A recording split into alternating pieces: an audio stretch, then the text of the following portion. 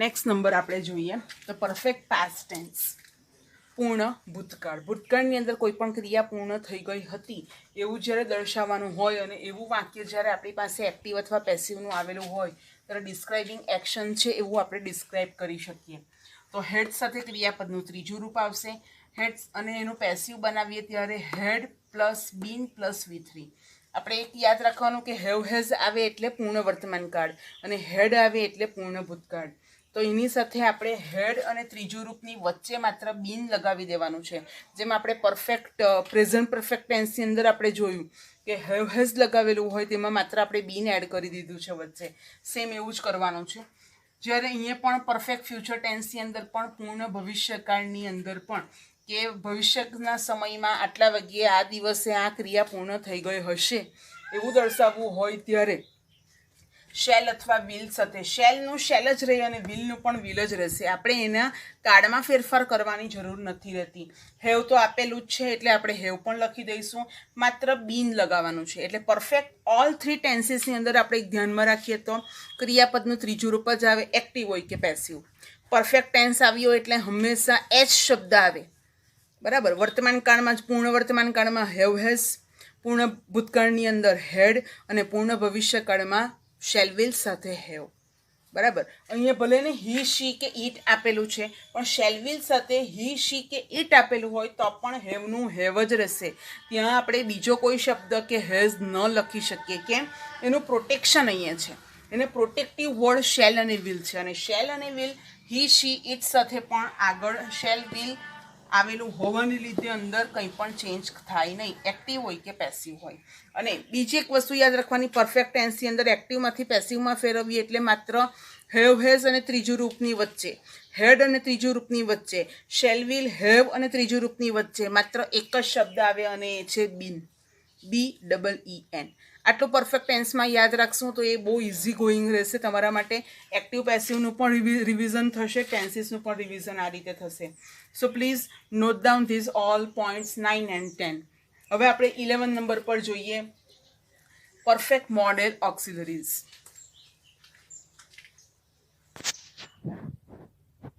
Next 11 number પર જોઈએ તો આપણે પરફેક્ટ મોડેલ ઓક્સિલરીઝ. બધા ત્રણે પરફેક્ટ જોયા. પરફેક્ટમાં આપણે વાત કરી કે એચ આવે છે, મીન્સ હેવ અહીંયા આવે છે. તેમ અહીંયા એક્ટિવની અંદર પણ પરફેક્ટ આવે એટલે ત્રીજું રૂપ આવે, એ પણ આપણે ધ્યાનમાં રાખીશું. અને મોડેલ ઓક્સિલરીઝ આપણે જાણીએ છીએ કે મોડેલ ઓક્સિલરીઝ કયા કયા છે તો કે shall, should, will, would, can, could, may, might, must.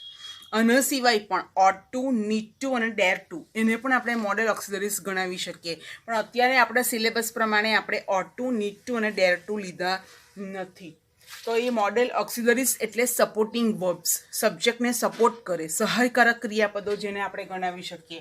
તો એની અંદર પરફેક્ટ આવે ત્યારે તમારે હેવ એક્ટિવમાં જ લખી દેવાનું રહેશે અને એક્ઝામ્પલ તરીકે ક્રિયાપદનું ત્રીજું રૂપ લેવાનું છે અને એ રહેશે રિટર્ન. એનું પેસિવ બનાવો ત્યારે હેવ અને ત્રીજું રૂપ જે છે એ બેની વચ્ચે બીન લગાવી દેવાનું છે. આગળના પણ બધા ટોપિક જોયા તે પ્રમાણે. બીજી એક વસ્તુ યાદ રાખવાની છે કે શેલ જો આપેલું છે તો એનું પેસિવ શેલ જ રહેશે, એનું શૂટ કરવાની આપણે કોઈ જરૂર અહીંયા રહેતી નથી. માઇન્ડ વેલ. જો અહીંયા વિલ આપેલું છે તો તમારે પણ વિલ જ રવા દેવાનું છે. જો કેન આપેલું છે તો તમારે પણ કેન જ રવા દેવાનું છે જ્યારે આપણે એક્ટિવમાંથી પેસિવમાં અથવા પેસિવમાંથી એક્ટિવમાં ફેરવીએ ત્યારે.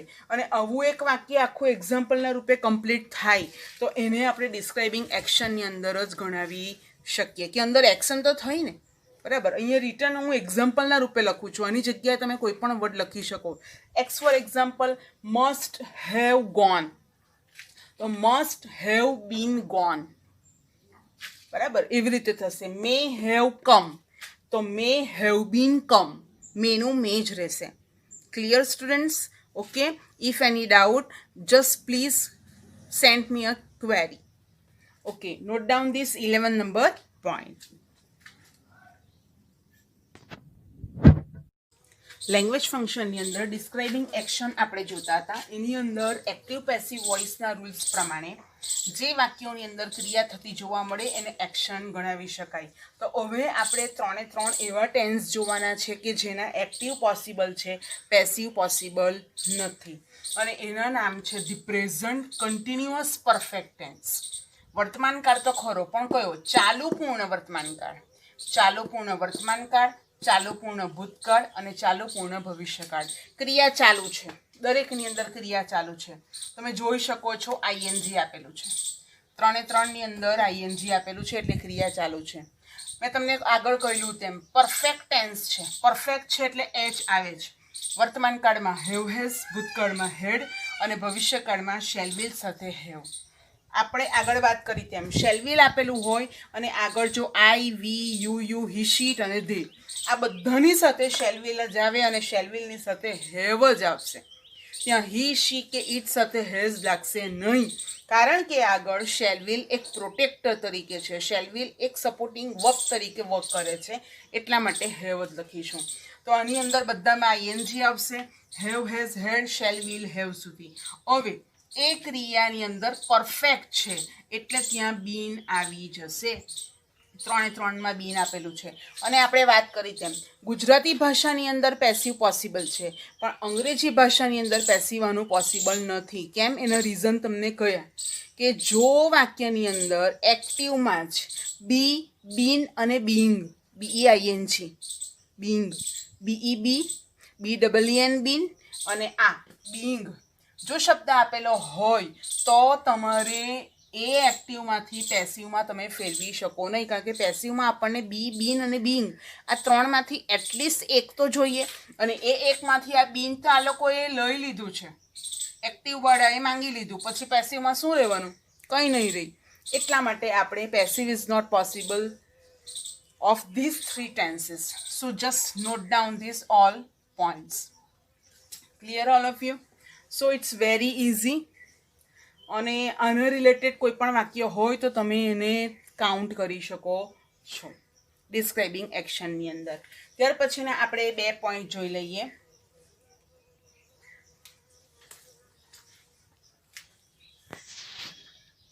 ડિસ્ક્રાઇબિંગ એક્શનની અંદર આપણે 15મો પોઈન્ટ જોઈએ તો એને કહેવાશે પ્રેઝન્ટ પાર્ટિસિપલ, વર્તમાન કૃદંત, જેમાં પરફેક્ટનેસ પણ હોય, પરફેક્ટ પાર્ટિસિપલ જેવું કંઈ. હેવિંગ પ્લસ ક્રિયાપદનું ત્રીજું રૂપ. વાક્યની શરૂઆતમાં જ હેવિંગ શબ્દ આવે કે having receive your letter I call you. જેવો તારો કાગળ મને મળ્યો છે તેવો તરત જ મેં તને ફોન કર્યો, બરાબર. Having return my homework I played. જેવો મેં મારું હોમવર્ક કમ્પ્લીટ કર્યું કે હું તરત જ રમવા ગયો. તો એની અંદર 2 ક્રિયા જોવા મળે. વાક્યની વચ્ચે કોમા હોય, હેવિંગ વાક્યની શરૂઆતમાં હોય, એની એક્ઝેક્ટ બાજુમાં ક્રિયાપદનું ત્રીજું રૂપ જ આપેલું હોય, હેવિંગ રિટર્ન, અને પછી કર્તાની સાથે આખું વાક્ય હોય, કોમા હોય, કોમા પછી બીજું અધૂરું એક ગૌણ વાક્ય હોય. તો મુખ્ય વાક્ય અને ગૌણ વાક્ય એ 2 બનીને એક કમ્પ્લીટ ક્લોઝ બને છે, જેને આપણે વર્તમાન કૃદંત પણ કહી શકીએ. પેસિવની અંદર માત્ર એક શબ્દ એની 2ની વચ્ચે આપણે એડ કરશું શરૂઆતમાં જ, હેવિંગ અને ત્રીજું રૂપ, એ 2ની વચ્ચે આપણે બીન શબ્દ એડ કરવાથી એને પેસિવ બનશે. એટલે બાળકો તમને હેવિંગવાળું કોઈ પણ વાક્ય પૂછાય કે having seen your video I wrote the whole video, the whole PDF file.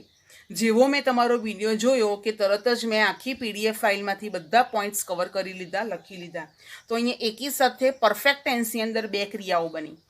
વર્તમાન સમયની અંદર અત્યારે જ થોડી વાર પહેલાં જ એ ક્રિયા પૂર્ણ થઈ ગઈ, એટલે એને પરફેક્ટ પણ કહી શકીએ આપણે પ્રેઝન્ટની અંદર. તો એવા વાક્યો જ્યારે તમને જોવા મળે ત્યારે એને ડિસ્ક્રાઇબિંગ એક્શન તરીકે આપણે કાઉન્ટ કરશું.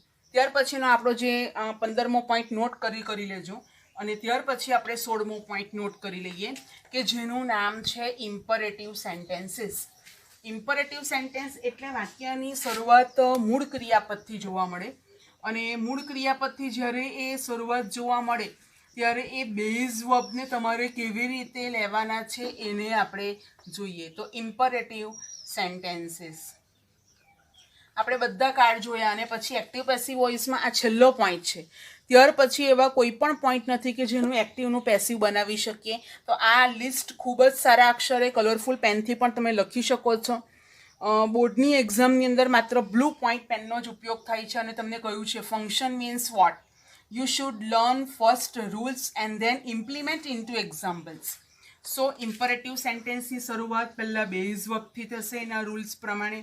બેઝ વર્બ એટલે V1 આવશે, અને એનું શું થશે તો કે એનું શું થાય તો કે તમારે યુ લખી દેવું પડે. You are requested to plus V1. બરાબર. એ જ રીતે you are ordered to plus base verb. You are commanded, commanded એટલે ઓર્ડર કરતાં પણ વધારે સ્ટ્રિક્ટ, પ્લસ બેઝ વર્બ.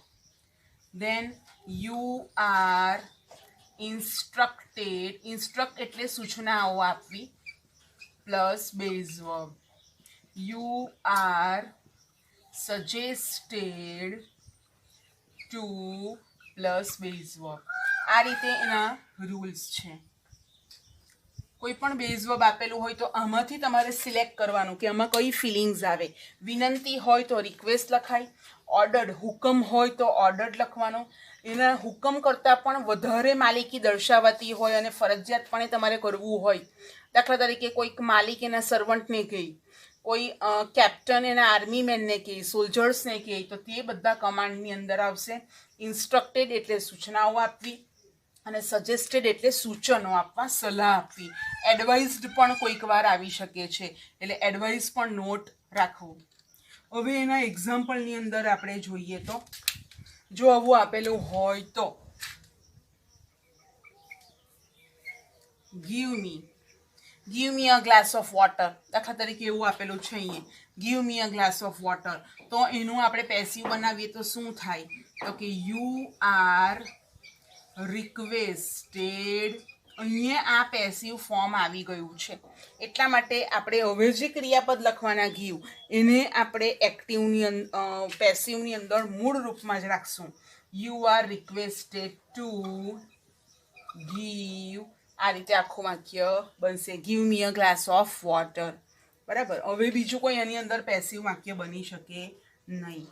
બરાબર. આપણે આની અંદર આવવું જોઈએ. ફાયર આવું આપેલું હોય તો ફાયર એટલે સળગાવ.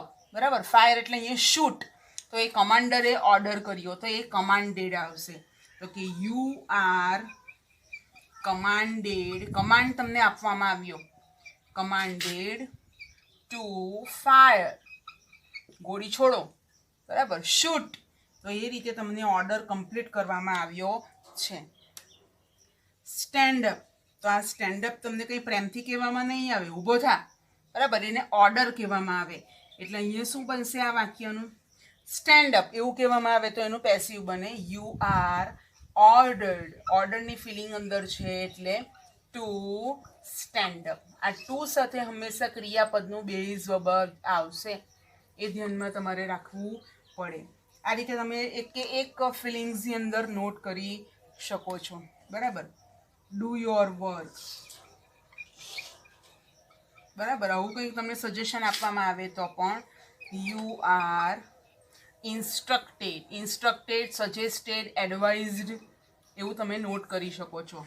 You are instructed to do your work. આ રીતે બાળકો એના એક્ઝામ્પલ બની શકે. બરાબર છે.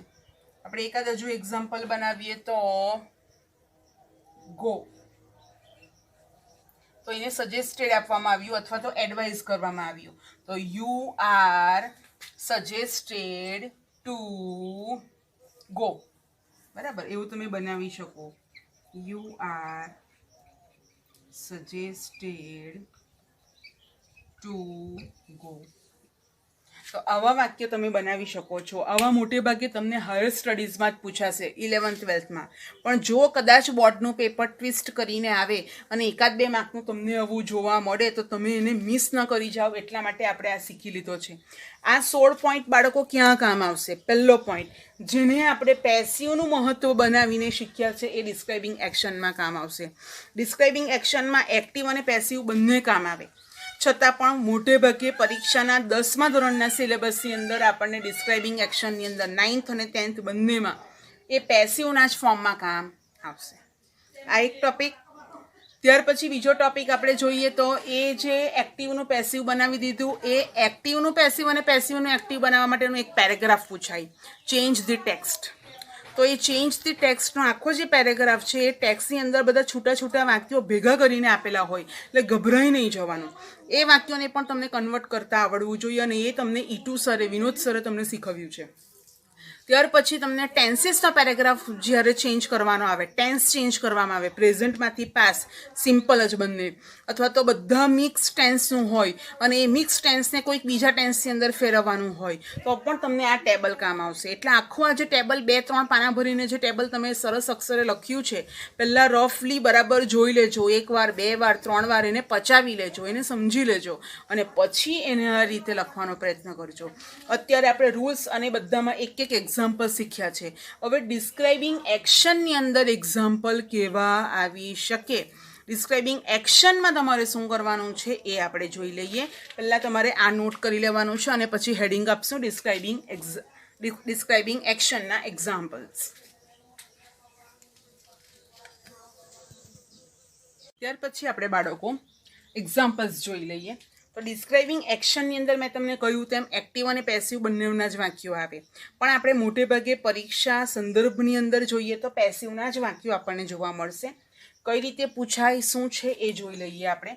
તો વાક્ય આપેલું છે, a letter is written by me, કાગળ મારા દ્વારા લખાયો. તો આ વાક્ય અમને ઓળખવું હોય તો એમાં contrast, purpose, result, describing person, inquiry as nature, તમે જેટલા લેંગ્વેજ ફંક્શન ભણી ગયા એની અંદર કયું છે એ વિચારીને તમારે જોવાનું છે. તો આની અંદર એક્શન થાય છે ઇઝ રિટન, એટલા માટે એ એક્શનનું વાક્ય ગણાવી શકો તમે, કારણ કે એની અંદર આ પેસિવનું ક્રિયાપદ આપેલું છે ઇઝ રિટન, એટલા માટે. You are requested to keep silence, આપણે છેલ્લો જે પોઈન્ટ જોઈએ ઇમ્પરેટિવ્સનો, 2+ બેઝ વર્બ, એની અંદર અહીંયા પેસિવ ફોર્મ આવી જાય છે યુ આર રિક્વેસ્ટેડ, એટલે ડિસ્ક્રાઇબિંગ એક્શનની અંદર એ વાક્ય ગણાશે. Videos are seen by us, videos અમારા દ્વારા જોવામાં આવે છે. ક્રિયા જે સીન છે, સીન કરવાની ક્રિયા એની આગળનો શબ્દ જાતે કરતો નથી, બરાબર. રિક્વેસ્ટ કરવાની ક્રિયા યુ તો કરે છે, બરાબર છે. તો એવી રીતે તમારે એ પોઈન્ટ જોવાનો છે, ઓબ્જેક્ટ અને સબ્જેક્ટને શોધી કાઢવાના છે. તે રીતે the teachers day is celebrated on 5th September in our school, અમારી શાળાની અંદર ટીચર્સ ડે, શિક્ષક દિન 5મી સપ્ટેમ્બરને દિવસે ઉજવવામાં આવે છે. તો ટીચર્સ ડે જાતે નહીં ઉજવાઈ જાય, બીજા દ્વારા ઉજવવામાં આવે, બરાબર. તો આ વાક્ય પેસિવનું કહેવામાં આવે છે, અને આ વાક્યને ડિસ્ક્રાઇબિંગ એક્શનમાં પણ આપણે જોઈ લઈએ. ત્યારબાદ ધી યોગા ડે ઇઝ, આ વાક્ય તમારે જાતે બનાવવાનું છે. The yoga day is celebrated on 21st June by all the people of the world, આ રીતે પણ તમે નોટ કરી શકો છો. અથવા તો એવું પણ ચાલે, the yoga day is celebrated, બસ આટલું વાક્ય લખો તો પણ તમારું એ વાક્ય એક્શન તો થઈ જ કહેવાય, કારણ કે ક્રિયાપદ અંદર આવી ગયું.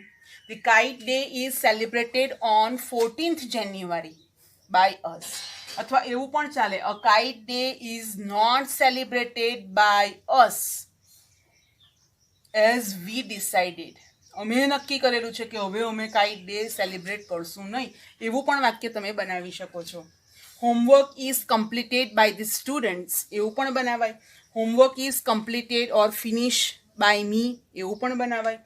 હોમવર્ક ઇઝ રિટન, એવું પણ બનાવાય, બરાબર. એટલે તમે કોઈ પણ રીતે આ વાક્યને બનાવી શકો છો. તમને પરીક્ષામાં આ 4 પ્રકારના વાક્યો આપ્યા છે, એ રીતે પૂછાય. અને બ્રેકેટમાં આ ડેશ પછી બ્રેકેટની અંદર ડિસ્ક્રાઇબિંગ એક્શન લખેલું હશે, આ એક રીતે પૂછાય. અને બીજી રીત પૂછાશે જોડકા જોડો, એક તરફ બધા વાક્યો આપ્યા હોય અને બીજી તરફ લેંગ્વેજ ફંક્શનના નામો આપેલા હોય, તો એમાંથી તમારે એ નામોને સિલેક્ટ કરવાના છે. આ કોલમ એ તો તમારે લખી જ દેવાની અને બી તમારે સિલેક્ટ કરવાની છે. આના પછીના લેક્ચરની અંદર આપણે જેટલા અત્યાર સુધીના લેંગ્વેજ ફંક્શન ભણી ગયા એના આપણે એક્ઝામ રિલેટેડ કેવું પૂછાય એ એક લેક્ચરની અંદર રિવિઝન લેક્ચર્સ જોઈશું.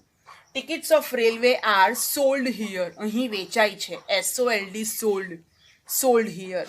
સેપરેટેડ હિયર, અહીં છૂટી પડવામાં આવે છે, એવું પણ તમે નોટ કરી શકો છો. A car is driven by my father, car મારા પપ્પા દ્વારા ચલાવવામાં આવે છે. A car is washed by me, એવું પણ લખાય, બરાબર છે. આઈ ડોન્ટ નો, હવે આ રીતે પણ તમે વેન વાળું એડવર્બ ક્લોઝ તમે યુઝ કરી શકો છો અને તે રીતે પણ તમારું વાક્ય બને. આઈ ડોન્ટ નો વેન, ક્યારે, the result will be declare, તો વિલ બી ડિક્લેર્ડ અહીંયા પેસિવ છે. અહીંયા જવાબ મેં લખી જ દીધો છે, એટલે ખાલી તમને એક નવું વાક્ય મળે એટલા માટે. I don't know when. When અહીંયા કન્જક્શન તરીકે યુઝ થયું છે, કનેક્ટર છે. The result will be declare. Result જાતે તો ડિક્લેર નહીં જ થાય, બીજા દ્વારા, મેન દ્વારા જ ડિક્લેર થવાનું છે. તો રિઝલ્ટ વિલ બી ડિક્લેર્ડ, તો એ ભવિષ્યકાળ, વિલ બી ડિક્લેર્ડ. તો આ તમે બધા રૂલ્સ ભણી ગયા છે. જે અંડરલાઇન પાર્ટ કરેલા છે રૂલ્સની અંદર જોજો કે આ કયો કાર્ડ છે, એની બાજુમાં એ ટેન્સીસનું નામ લખજો, નંબર લખજો, એટલે તમને ખ્યાલ આવશે. અને આ 4 વાક્યો આપણે જવાબ હું બોલી જ ગઈ છું, એ વિડીયોમાં એના જવાબો છે જ, તમારે એને યાદ કરીને, જોઈને, સમજીને લખી દેવાના રહેશે. તો અહીં બાળકો આપણો ડિસ્ક્રાઇબિંગ એક્શન નામનો ટોપિક પૂરો થયો છે. હજી કોઈને પણ કંઈ પણ સમજ ન પડી હોય તો તમે ક્વેરી બોક્સની અંદર તમારો વોઇસ મેલ પણ કરી શકો છો, કોઈ પીક પાડીને પણ સેન્ડ કરી શકો છો. ગ્રેમરની બુક પણ વિશી ખત્રી સાહેબની, BS છે, કુમાર છે, એ બધી બુકનો પણ તમે રિફર કરી શકો છો. અથવા તો આજે જે લખાવ્યું છે એને વારંવાર તમે વાંચીને પચાવી શકો છો. તો આજે આપણો ડિસ્ક્રાઇબિંગ એક્શનનો અહીંયા પોઈન્ટ કમ્પ્લીટ થાય છે. આવતા લેક્ચરમાં આપણે નેક્સ્ટ લેંગ્વેજ ફંક્શન ભણીશું. Okay, have a nice day.